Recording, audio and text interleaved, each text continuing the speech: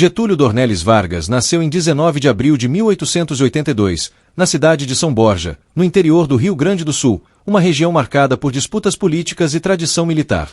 Filho de Manuel do Nascimento Vargas, um político influente localmente, Getúlio cresceu em um ambiente onde o poder, a estratégia e a política faziam parte do cotidiano. Desde cedo, demonstrou inteligência, disciplina e uma capacidade incomum de observação. Ainda jovem, mudou-se para Porto Alegre, onde estudou direito. Durante a juventude, Vargas não se destacava como um orador explosivo, mas sim como alguém calculista, discreto e estrategista. Sua carreira política começou como deputado estadual, depois federal, até assumir o cargo de governador do Rio Grande do Sul. Foi nesse período que construiu alianças decisivas e consolidou sua imagem de líder forte e habilidoso. Em 1930, Getúlio Vargas chegou ao poder nacional após liderar a revolução que derrubou a antiga República Velha. A partir dali, iniciou-se uma trajetória que mudaria profundamente o Brasil. Ele governou como chefe do governo provisório, instaurou o Estado Novo, centralizou o poder e implantou políticas que transformaram a estrutura do país. Criou leis trabalhistas, fortaleceu sindicatos sob controle do Estado, incentivou a industrialização e construiu uma relação direta com as massas populares. Na madrugada de 24 de agosto de 1954, o Palácio do Catete, então sede da Presidência da República, estava longe de viver uma noite comum. Desde as primeiras horas da madrugada, o edifício permanecia em estado de alerta. Luzes acesas, corredores movimentados e um clima pesado tomavam conta do local. Getúlio Vargas, aos 72 anos, enfrentava o momento mais crítico de toda a sua trajetória política. Por volta das 2 horas da manhã, ministros civis e militares se reuniram com o presidente para discutir a crise que havia se tornado insustentável. As Forças Armadas exigiam sua saída imediata do cargo. As alternativas colocadas à mesa eram duras: renúncia, afastamento temporário ou deposição. Getúlio ouviu todos os argumentos em silêncio, demonstrando cansaço físico e emocional. Em determinado momento, encerrou a reunião, afirmando que tomaria uma decisão sozinho.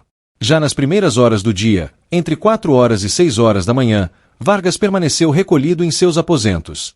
Testemunhas relataram que ele estava calmo, porém visivelmente abatido.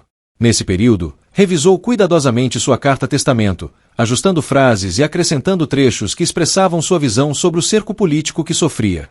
O texto deixava claro que ele se sentia pressionado por forças que, segundo ele, agiam contra os interesses do povo brasileiro.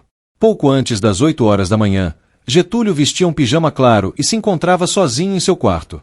Em um gesto silencioso e definitivo, sentou-se na beira da cama e pegou seu revólver Smith Wesson calibre .32, arma que mantinha consigo há anos. Sem deixar qualquer bilhete adicional naquele momento, posicionou o revólver contra o peito, do lado esquerdo, na região do coração. Às 8 horas e 5 da manhã, um único disparo rompeu o silêncio do Palácio do Catete. Funcionários e membros da Guarda Presidencial correram até o quarto. Ao entrarem, encontraram Getúlio Vargas caído, ainda com sinais vitais, mas gravemente ferido. Médicos foram chamados às pressas e tentaram socorrê-lo, porém o ferimento havia provocado uma hemorragia interna severa. Às 8 horas e 30, após tentativas frustradas de reanimação, Getúlio Vargas foi oficialmente declarado morto. Pouco tempo depois, seus assessores localizaram a carta-testamento, que seria lida ainda naquela manhã pelas rádios do país. O documento mudou imediatamente o rumo da história. Em questão de minutos, a notícia se espalhou por todo o Brasil, interrompendo programações e mergulhando o país em um estado de choque e comoção coletiva. O quarto onde Vargas morreu permaneceu fechado por horas. O clima no palácio era de silêncio absoluto, misturado com incredulidade. Muitos funcionários choravam, outros permaneciam imóveis, como se tentassem compreender o peso histórico daquele momento. A morte de Getúlio Vargas produziu um efeito imediato que nenhum grupo político havia previsto. Em poucas horas, a crise que parecia caminhar para a derrubada de um presidente se transformou em um terremoto político de proporções nacionais. O país não apenas chorava a perda de um líder, ele reagia com indignação, surpresa e um sentimento coletivo de ruptura. Assim que a notícia se espalhou, rádios interromperam suas programações e passaram a tocar músicas fúnebres. A leitura da carta-testamento, transmitida em rede nacional, mudou completamente o clima político. Palavras que haviam sido escritas em silêncio dentro do Palácio do Catete agora ecoavam em fábricas, praças, bares, residências e sindicatos. Para milhões de brasileiros, aquelas frases soaram como um último apelo de alguém que se sentia injustiçado e encurralado. A reação popular foi quase instantânea. Trabalhadores deixaram seus postos, o transporte público parou em diversas regiões e multidões começaram a se formar espontaneamente nas ruas do Rio de Janeiro e de outras capitais. Não havia convocação oficial, nem liderança organizada. O movimento era movido exclusivamente pela emoção coletiva. Muitos carregavam cartazes improvisados, outros gritavam palavras de apoio a Vargas, enquanto parte da população direcionava sua revolta contra a oposição política e setores da imprensa. O ambiente rapidamente se tornou perigoso para figuras públicas associadas à pressão contra o governo. Jornais foram atacados, sedes de partidos invadidas e emissoras de rádio ameaçadas.